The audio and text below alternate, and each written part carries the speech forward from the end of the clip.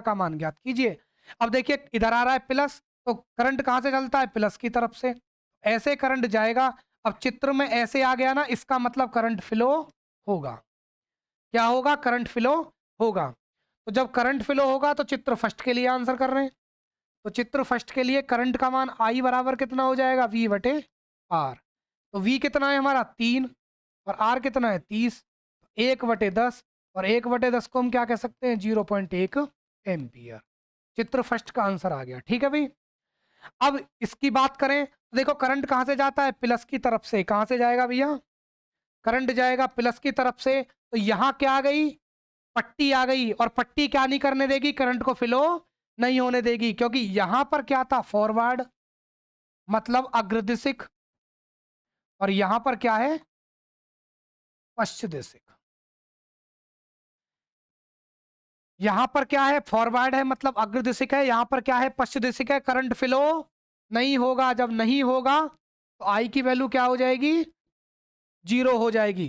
तो सेकंड यदि हम चित्र के लिए बात करें, तो सेकंड चित्र में देखो ये पश्चिदिशिक में क्यों नहीं होता है, क्योंकि अवच्छय परत की मोटाई है, जो चौड़ाई है वो क्या हो जाती है, बहुत ज्यादा बढ़ जाती है। तो हम मान सकते हैं कि यहां पर जो आर का मान है वो क्या हो जाता है, इनफाइनाइट।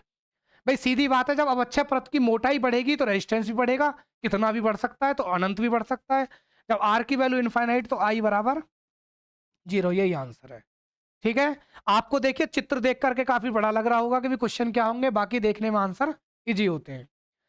उसके बाद में अगला है, अगला क्वेश्चन आपसे कह रहा है, देखिए सारे क्वेश्चन आए हुए हैं, लिखा हुआ है उत्तर प्रदेश 2017 पिछले पे लिखा हुआ था कि ए व बी के बीच दिए गए परिपथ का तुल्य प्रतिरोध ज्ञात कीजिए। करंट कहां से चलेगा, प्लस की तरफ से। तो देखो करंट आएगा यहां से भैया, करंट आया, अब करंट गया ऊपर की तरफ, ठीक है, और करंट आया नीचे। अब देखो यहाँ क्या आ गया भैया, डंडा आ गया, इसका मतलब यहाँ पर क्या है, पश्चिदिशिक है। इसका मतलब इस वाले में कोई करंट नहीं बहेगा। तो करंट ऐसे आया, अब इस पॉइंट पर आकर के करंट एक बार गया आगे और एक बार आया नीचे।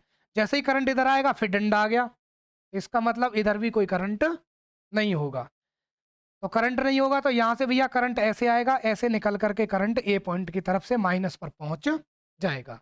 देखिए कोई भी सर्किट तभी पूरा होता है जब प्लस से आकर के माइनस पर पहुंच जाए, मतलब फेस से आए और न्यूट्रल पहुंच जाए तो करंट सर्किट कंप्लीट होता है, अन्यथा सर्किट कंप्लीट नहीं होता है। तो ये कह रहा है इसका तुल्य प्रतिरोध कितना होगा। अब देखो इसको मैं चित्र को बाहर निकाल दूं इस टाइप से, करंट ऐसे गया, फिर यहाँ से पॉइंट बन गया, फिर करंट आ गया नीचे, फिर यहाँ से हो गया, फिर निकल करके कहाँ पहुँच गया, बी पर पहुँच गया। तो ध्यान से देखना बेटा, यहाँ पर 4 ओम है, यहाँ पर 5 ओम है, और यहाँ पर 4 ओम है। देखो ये प्लस से करंट चलेगा माइनस की तरफ, तो करंट जब आया तो ये क्या है, एक ही तार पर सारे रेजिस्टेंस लगे हुए हैं। जब एक ही तार पर लगे हुए होते हैं तो कौन सा होता है, श्रेणी क्रम होता है। क्या होता है, श्रेणी क्रम। और श्रेणी क्रम का फॉर्मूला क्या होता है, R is equal to R1 R2 plus में R3। तो 4 5 9 और 4 13 ओम। कितना हो गया, 13। और 13 किस में दे रखा है, ऑप्शन नंबर बी में। ऑप्शन नंबर बी यहाँ पर क्या है भैया, राइट आंसर। ठीक है, ये समझ में आ रहे होंगे भैया आप सभी को। उसके बाद में और भी क्वेश्चन है इसके अंदर कि 30 वोल्ट शिखर मान का प्रत्यावर्ती धारा स्रोत एक जर्मेनियम डायोड तथा 400 ओम के प्रतिरोध के साथ श्रेणी क्रम में जोड़ा गया है। डायोड का अग्र प्रतिरोध 20 ओम तथा रोधक वोल्टेज 0.3 वोल्ट है। तो डायोड में शिखर धारा तथा लोड के शिखर सिरों पर शिखर वोल्टेज ज्ञात कीजिए। यदि डायोड का आदर्श मान लें तो ये मान क्या होंगे। देखो अब हमारा वोल्टेज दे रखा है आपको यहाँ से शिखर वोल्टेज, तो ये प्लस ये माइनस, करंट जाएगा इधर से तो जा सकता है भैया, यहाँ से करंट फ्लो आ जाएगा। क्यों, क्योंकि ये अग्रदिशिक है। अब यहाँ पर आर एफ दे रखा है, ये आर एल दे रखा है, तो दोनों मिलाकर के एक साथ किस में है, ये श्रेणी क्रम में है। तो लिख देंगे जब ये दोनों श्रेणी क्रम में है तो श्रेणी क्रम का formula volt R equal to R1 plus R2। तो कितना हो जाएगा 20 प्लस 400, तो कुल मिलाकर के आर हमारे पास में कितना है 420 ओम। ठीक है, आर कितना है हमारा 420 ओम। उसके बाद में वो हमसे कह रहा है कि इसके साथ में जो रोधक वोल्टेज है, मतलब कुल वोल्टेज हमारा कितना है V, शिखर वोल्टेज कितना है, लिख देंगे शिखर। शिखर वोल्टेज भी कितना है हमारा, 30 वोल्ट है। इसके साथ में रोधक वोल्टेज भी लग रहा है कितना, 0.3 वोल्ट का। तो इसमें से क्या करते हैं हम, टर्मिनल निकालने के लिए घटा देंगे, तो कितना बचेगा बेटा, ये 29.7 वोल्ट। कितना बच गया, 29.7 वोल्ट। तो ये कह रहा है धारा का मान ज्ञात कीजिए। सबसे फर्स्ट कंडीशन इसमें क्या पूछ रहा है, धारा का मान, तब ये मान क्या होंगे।